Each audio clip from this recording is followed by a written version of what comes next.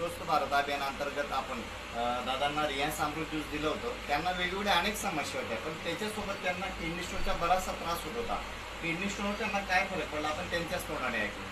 Sir, तुमचं नाव आणि गावाचं नाव. नमस्कार, मी जितेंद्र रमेश मेटकर, राहणार शिरपूर, जिल्हा धुळे, क्रांतीनगर. सर, मी तोंडगावकर डॉक्टरांकडे गेलो होतो. त्यांनी मला सोनोग्राफी करायला लावली, त्याच्यानंतर एक्सरे काढायला लावले. मला किडनी स्टोनच्या मोठ्या प्रमाणात त्रास होता आणि जास्त प्रमाणात माझे खडे होते.